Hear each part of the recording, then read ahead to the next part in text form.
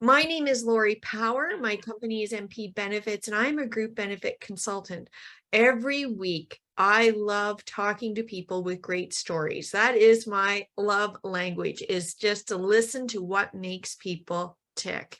I was so very grateful to team up with Lissa, and we are taking it to a whole new culture level, culture shift. And Chris has been very kind to come in and talk to us about how he has taken his business from being one of the worst places to work to not only being one of the best places to work, but a certified best place to work. So before we get started and go down the road with a lot of questions for you, Chris, can you take a couple of moments and give us a background on you? Give us your bio and make sure that Daryl has the information he needs to keep interested. Yeah, absolutely. Well, it's great to be here first and foremost. So I'm Chris Collins. I am the Vice President of Sales and Marketing for PeopleToGo, a technology staffing and services organization that's been around for 21 years. I was the first employee of this company when we were in startup mode. Our founder and CEO decided to give some kid right out of IT school a chance to prove himself, something I'll be forever grateful for. So I have been through a very colorful journey with PeopleToGo over the last 21 years, from startup company to small business to medium-sized business, and on a very aggressive growth trajectory right now, predicated on the success we have with this incredible staff that we have right across the company. So really excited to be here and tell the story. All right, so I'm Lissa Duab. My business is the Strong Impact Academy, and I help business owners create, maintain strong people-first cultures through leadership development. I'm so excited to have you here today, Chris.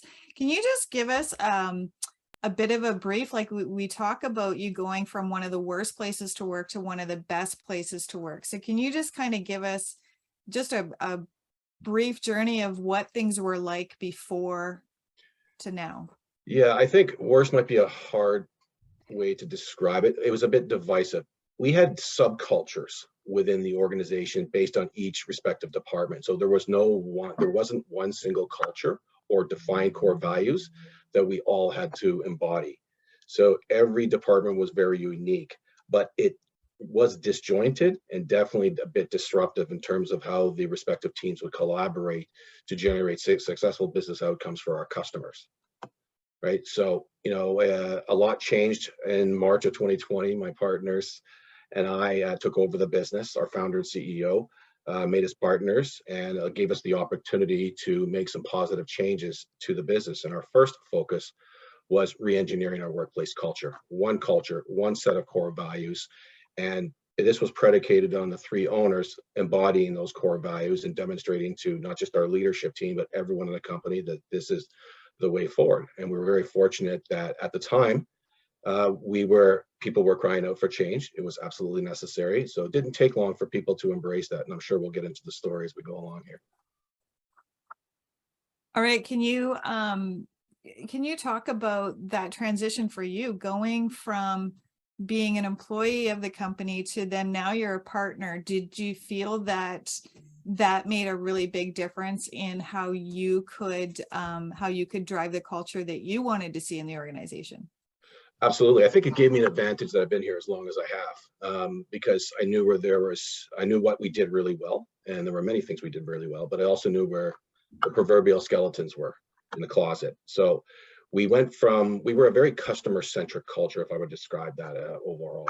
Very focused on enabling our customers to, again, drive successful business outcomes. But at times we lost sight of what made this company great, and it was the people. It was our staff. So it was actually fairly easy to define how we were going to re-engineer our workplace culture. Our biggest challenge was this was happening in the midst of the pandemic. The pandemic literally exploded in March 2020, just as we started engineering these changes, and our company is 100% virtual. And I've lost count of how many business leaders or owners have told me how surprised they were that we could achieve recognition as a great place to work certified company when we have people working in 9 out of the 10 provinces in the country and we do everything virtually. So, my response was simple: is that you don't need to be in the office environment to have a healthy, constructive workplace culture. And I think we've proven that to be true. I love that. Lori, do you have anything to dive in and say there? I'm sure you do. I do. Well, I'm looking at top pain points, but interestingly enough, I love and have always loved since we've met one another that you have always been a virtual company. And sometimes it astounds me that businesses can have multiple locations and see no problem with that. Of course, we can operate multiple locations and we can, in each and every one of those locations, be the best places to work. But when people started to think about virtual and working remotely, somehow they lost sight that they had to kind of hover. They had to be, the mothering of everybody and had to see them. Well, you weren't seeing them before. You were all in different locations. So when people were talking to you about having people already working remotely, what is it about your environment that allowed you to slip into that from day one, long before it was a thing to do? It was, it was just a question of business practicality. We wanted our people to be productive, valued, respected, and we wanted to make their lives a lot easier. The technology world is evolving at a feverish pace, and the needs of the business change on the fly. So we also had a policy of sustainability. We want to be a bit friendlier to Mother Earth. So we thought, why have brick and mortar, which is a significant cost anyways? We can keep our people from having to commute every single day. And many of our employees do live in very large metropolitan areas of the country. Some live in more rural areas. So it was an easy decision a couple times along our journey from startup into small and medium-sized business was to, let's get rid of the brick and mortar. Let's close our office in Calgary and Montreal. Let's have people work from home. Unsurprisingly, employee morale went up, productivity went up, and in time, especially after we got Great Place to Work certified, which is acknowledgement not of an ownership vanity metric, but really a celebration of how our people embrace positive change. Financials improved, performance metrics improved, customer experience, customer satisfaction metrics. The list goes on and on. And while we were, we've just recently were recertified as a Great Place to Work, and the scores we achieved in the latest survey were far better than the ones we did originally. So we live by a process of continuous improvement. In fact, it's one of our five core values. So we were very focused on listening to our people. And I think this is a fundamental challenge that many business leaders, owners, and managers have. We gave them a voice. We encouraged them to use it, and they did. And we listened. More, and just equally important, we took action. It's about deeds, not words, right? What do you say to business owners who are skeptical, first and foremost, are skeptical and say, yeah, but you can't really track that performance. They're not really performing well. Well, that's the easiest thing in the world. We're a very data-driven organization. People want black and white. They want to know, am I making a measurable contribution, not just to the team, but my department, the company? So everyone has success measurables, right? They know exactly how they're doing. And one of our core values is transparency. So not only do they see their own key metrics in their team, they see the rest of the company's metrics as well. We are all working together as a team to drive operational excellence for our customers, right? So we cannot go back to the way we were, where we had subcultures within each department. And at times we're not working very cohesively. We are number one, we work together much more effectively and efficiently than before. We are a cohesive unit. The collaboration and spirit of partnership is stronger than ever. And of course, there's always room for improvement, and we continue to innovate. But we listen to our people first and foremost. And I think, the other thing is we enable. We're an enabler. We don't just enable customers to do well and drive those outcomes they're looking for. We enable our staff to make a more measurable contribution to our business. We invest in them. They are truly our greatest asset. So it just makes sense to develop an employee-centered culture. What are your 3 E's? Sorry, Lissa. That's okay. What are your 3 E's? Yeah, well, I'm going to be writing on this very shortly. Educate, empower, and entitle. I sometimes flip empower and entitle around a little bit. I'm a very big proponent of training. I'm a very big proponent of upskilling and nurturing talent and helping them grow. Along those lines, we developed a talent development strategy. We developed a career progression planning. So for people who have ambition or desire to elevate in their career, and not everybody does, some people are happy where they are, that's fine. Then we work with them and we understand their needs, their wants, and then we help facilitate opportunities for personal growth and professional development. So this is core to who we are because we have a very different mentality towards management and leadership. We want to decentralize it. I don't want people coming to me asking for permission to do something or blessing. I want them to make the decisions. So, and modestly speaking, I can ride off into the sunset someday, and certainly leave this company in a better and very capable place with people much smarter than me. And we're already on that path. Oh, I love everything you're saying. I want to go back to, because I often hear when I talk to potential clients or people about culture, and you know, that cohesive culture is so important to the bottom line of a business, and they're like, that's just fluffy stuff, and you mean, you know, if you have a virtual team, it's Friday afternoon happy hour. So I absolutely love what you said about the data driven and the metrics, because really when we talk about having a good, effective culture, it includes that accountability. It can't be all fun and games, because at the end of the day, we're still in business to make money. So was that something that was always there, where every employee had measurements?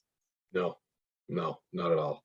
I mean, some did, some didn't, but there was no transparency, right? And a lot of things were very subjective. And again, it was a contributing factor to why we had subcultures within the organization. And the subcultures, some of them were healthy, not all of them were, in my opinion anyways. I think some were a bit contentious or divisive, and it definitely affected our ability to work together cohesively as one company. But our people have a say in their metrics. We set goals. We don't have the three owners setting the goals for the rest of the company. Say, here guys, here's your new targets. We manage through a process of consensus. My philosophy always has been, let's get people to buy in or contribute their thought leadership, their intellectual capital, and let's develop some aggressive but achievable targets. And if you put a gun to someone's head and say, hey, great, you did this last year, now you got to do 25% better, and they look at you like deer in the headlights, you're not setting them up to succeed. So now these goals and objectives are our people's goals and objectives, not just the department or company objectives. And I think this has been a driving force in having a very significant paradigm shift in people's mentality to a goal or objective setting. Right? A very aggressive, I go to aggressive but achievable goal, but a concrete plan to execute that, and a support mechanism that will help enable you to achieve that. And their contributions, everybody's contribution in this company is measurable, right? And it didn't take long to get there, believe it or not, because I had some vision. My partners did as well. And when we put it all together, we just did what we thought was right and just for the people, and they embraced it very, very quickly. That's fantastic. I love that. And I think the 3 E's probably really helps with that educate, empower, and title, for people to be able to kind of take control of their own destiny, so to speak, in the organization, where it's not, you know, completely leader driven down. That's amazing. Can you talk to us a little bit about culture cheerleaders? Culture cheerleaders, that's an interesting concept. Well, I'll give you how our approach to it is that it's my partners and I laid down the vision for the core values of our workplace culture, and we have to live and breathe them, of course. Otherwise, we're just being hypocrites. That being said, I have a bit of a different philosophy in how we're moving forward, and we've embraced this as well, and that is to have our people influence the culture, not the owners. Right? So we have a culture committee. I have someone on the call today who's part of that committee, putting her on the spot there, Caitlin. Because I personally feel that, and I'm probably stealing this analogy from someone in U.S. history, that it's a committee of the people for the people. That you guys are doing the job every day. You're in the proverbial trenches, fighting the good fight. We should let the people guide the culture. You know what the values are. How do you enable that? How do you enhance that? Right. So I've tasked our HR manager with this responsibility, and I made it very clear to her that you will not see the owners involved in this. Right. I want you guys to lead the charge, build a committee of people who are very committed to doing their part to enhance our culture, improve that employee experience. Well, we've achieved this recognition, not once, but 2 years in a row, which we're very, very proud of. There's more we can do, and there always will be. So we're not a complacent organization. So now back to my E's: educate, entitle, empower. We've empowered them to influence. the business moving forward. And I heard through the grapevine, they've come up with some very creative and innovative ways to do that as a virtual company, because face-to-face is not something we can do all the time. Right. But my partners and I have made an effort to fly out to different parts of the country and meet our people that we hadn't already met before. We just came back from Atlanta, Canada. Not that I need much of an excuse to go to Nova Scotia, New Brunswick, because it's beautiful and I love it out there. But it was just it warmed the heart, and our people appreciated it. And more importantly to us, we acknowledged and appreciated the value and their contribution.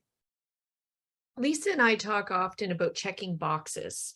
That's something that we talk a lot about when it comes to culture and empowerment, and consistency is the name of the game here, because it's not a one and done. And I don't want to spread the rose petals a little too soon on this, because you have been certified 2 years in a row, which is a tremendous achievement. It's not something that just happens. You have to work for it and you have to be recognized for it.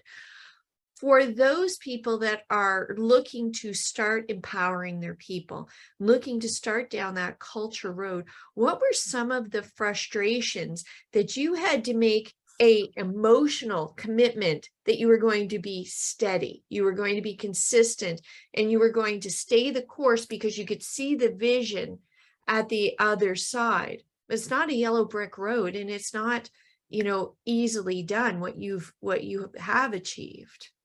Yeah, that's a great question. I think one of the biggest challenges we face is removing the emotion from the equation and making sure that we looked at everything as calm, cool, and collected as we possibly can. We are people, we're human. It's natural for people to show emotions. And we wanted to facilitate very positive change very quickly, and we did. Within 14 months, we were Great Place to Work certified, which we've been told is extremely unusual. But we had the owners and I, my partners and I, first and foremost, we had to lead by example. And prior to the ownership change, there were some challenges at the senior leadership level for sure. And we did everything we can to insulate the rest of the company from it. I think we were successful to a certain extent, but there was definitely some leakage and it spilled over. And that didn't sit right with me. We weren't able to insulate them completely. So we had to, and this is the other challenge, we had to move forward. We could no longer live in the past. And this probably, if I'm being really transparent, was probably our biggest challenge. How do we let the past go and move forward? And since the three owners of the company have been here forever, our founder started the company, hired me, and my other partners are VP of finance. He's been here almost 13 years. We in order to move forward, we had to let the past go. And that's easier said than done, no matter how hard you try, because there are moments where something will trigger you or you'll end up taking 2 steps backwards, but then we take 5 steps forward. So that was probably the biggest challenge we faced, and still do to a certain extent. I still feel it sometimes. So often it feels like HR is the culture department and the culture owner. So, you talk a lot about you and your partners taking kind of the lead on this. So can you talk, why would you not just leave it in HR's hands? It's not just in HR's hands from our perspective. I mean, I tasked my HR manager, who's just brilliant at building this committee, and she sunk her teeth right into it. She loved the idea. The whole point is that so that anybody and everybody can help shape and influence our workplace culture, right? A culture does evolve. It does grow, in my opinion. It's not static. And it's the people every day who make this company great. Of course, they should have a say in how we do things moving forward. Of course, they tie back to our founding, our core values, and it needs to be that way. But this, I think, is a pretty big shift from what I've seen with other employers. And I network with business leaders and business owners all the time. Some have very, very robust and healthy workplace cultures. But keeping in mind that one part of our business is technology staffing, we deal with a lot of people who are looking for new opportunities because their companies are not a great place to work. They have difficult or tough, poor managers, very divisive workplace cultures, no investment in their professional development. The list goes on and on. So we hear a lot of horror stories every single day because we want to understand, as much as we want to understand what's driving a customer's need or pain point or challenge in the first place, is from a talent perspective, why are you looking for work in the first place? If you've been with company ABC for 10 years, that's a long time in the technology world. That's forever. But we want to understand what are their needs and wants, and why are we talking in the first place? So, we take all this stuff to heart because a big part of our business is helping people find great opportunities with great companies. And we want to work with companies, customers that share similar values as we do, right? And if they don't, we're disinterested. We're not. So we want to set people up for success. So we apply a lot of what we've done with our culture internally with how we work with other organizations. And that message has been very well received with everybody I talk to, for the most part. Absolutely. I think culture goes beyond just what you're doing for your employees. It's about the people that you're working with. I want to know the effect that that whole culture shift had on the employees that were with PeopleToGo prior to that change. How has that affected them? In the long term, very positively, but we certainly, those of us that were, as I would call them, legacy employees, we had the hardest time, right? It was, again, letting the past go.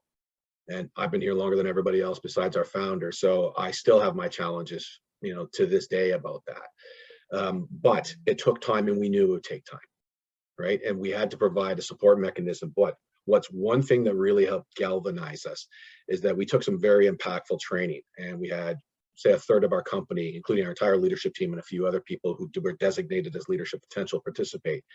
And there were two separate teams doing this training, and we all had to come up, each team had to come up with one big objective. So everybody went through the objectives, and I was part of one team, and I kept dead quiet.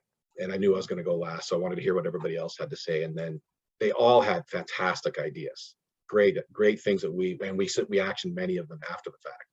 And I said, what I would want is, I want this place, I want our company. And I said our company, because I don't believe it's just the owner's company. It's absolutely a company of the people for the people.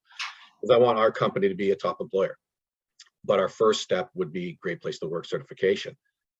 All the other ideas were dropped, not just with my team, but everybody else's team as well. And everybody got focused on the same objective. So when we did that, and we were not just not just one team with one objective and another with a separate one, everybody was together. One of the first things we said is, for those of us who've been here a while, our first step is to let the past go.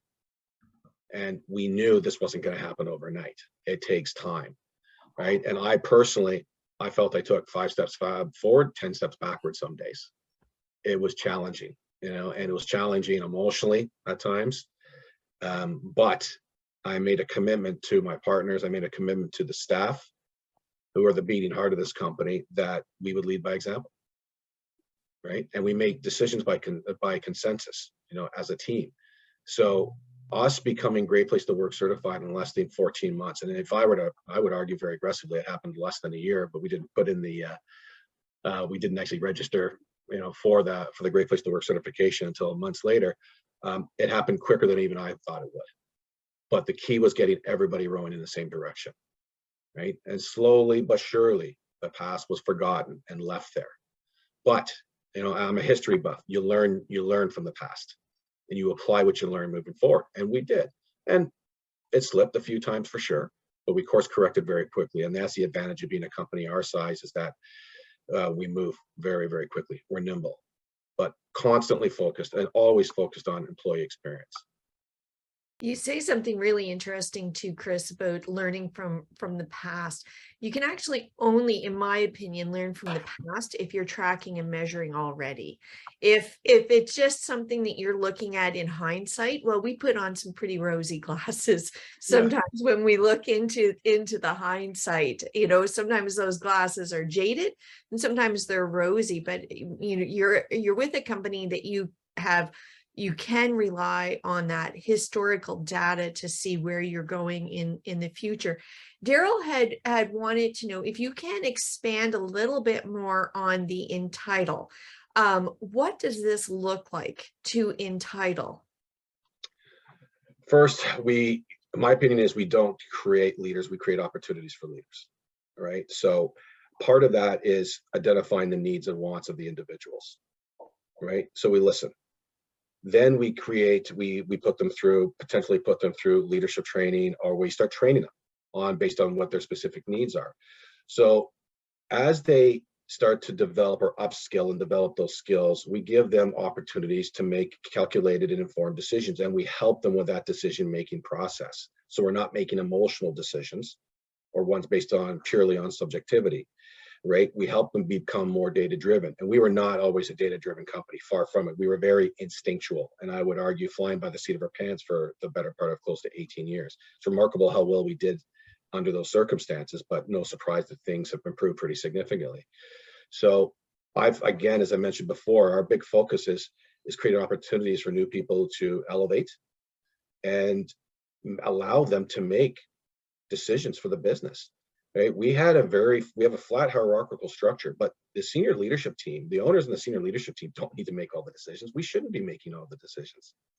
Right? We have to empower the people in the proverbial trenches doing the gig day in and day out to do what's right, to do what they think is right. So we train, we coach. There's coach back feedback sessions. We've got a great management team. And I will put this out there because this is also something I'm very proud of. We have a lot of gender balance and diversity in our organization. 47% of our staff are female. I think that just changed as of today, went higher, and 57% of our leadership team are female.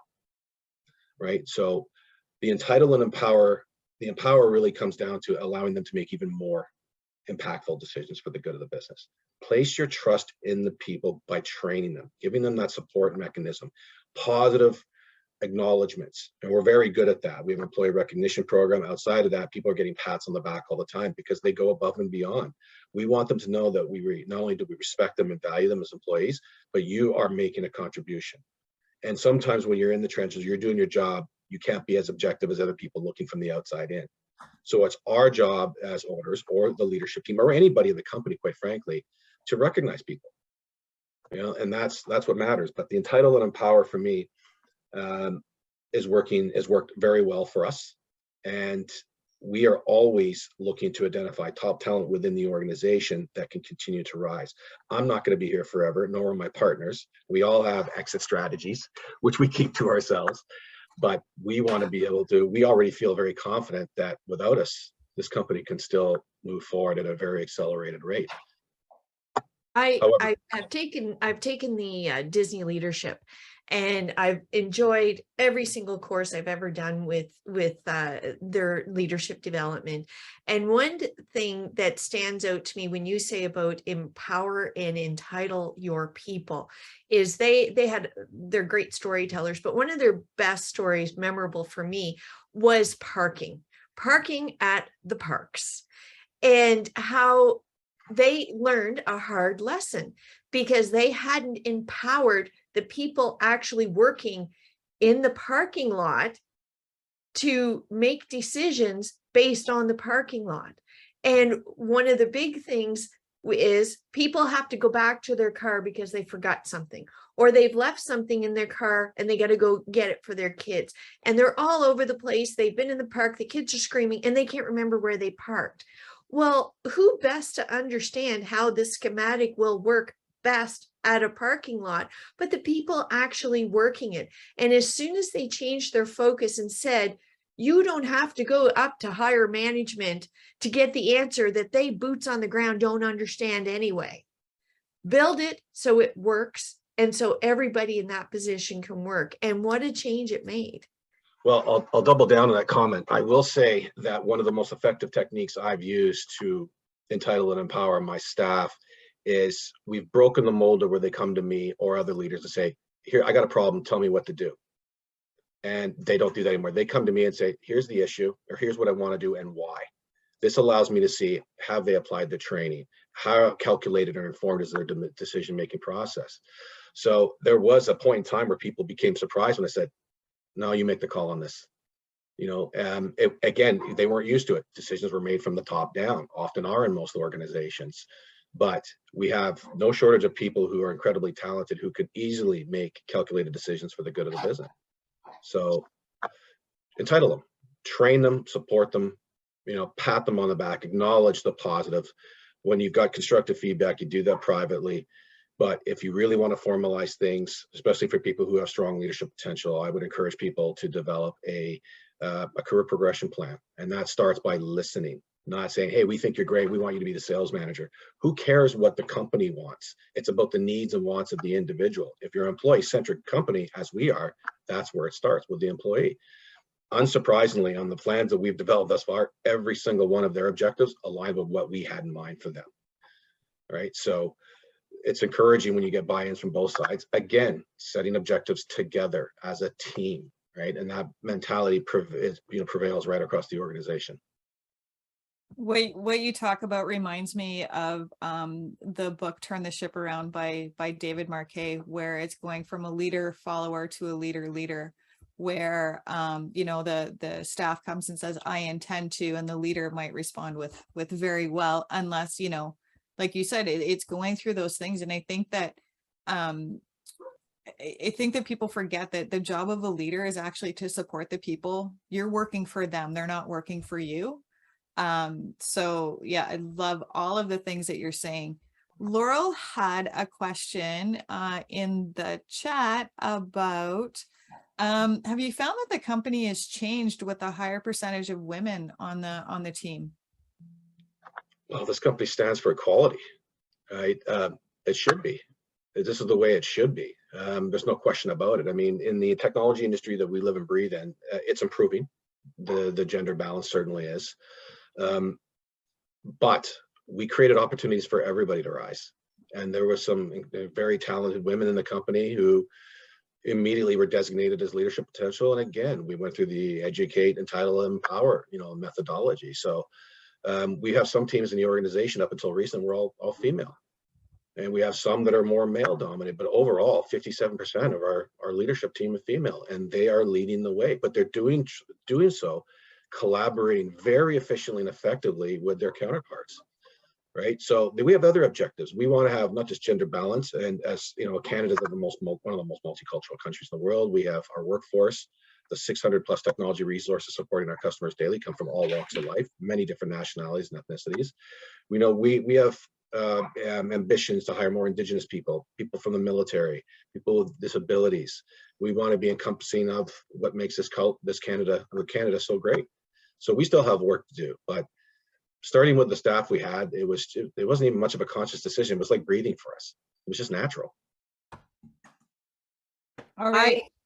Go ahead. I was just going to say, just as we're wrapping up here, because we're coming to the top of the hour, what is one piece of practical advice, one thing that people can take away and start with if they want to head down this journey? Yes, I've been asked this question quite a few times. Give your people a voice and listen to them. I love it. I love it. Thank you so much for coming in, Chris.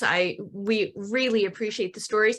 I hope I can put you on the spot and that you will come back in a few months' time and give us an update on how the culture cheerleaders, those were your words, by the way, in the different geographic locations. Thank you for giving us the kudos on that, but that was your coined phrase.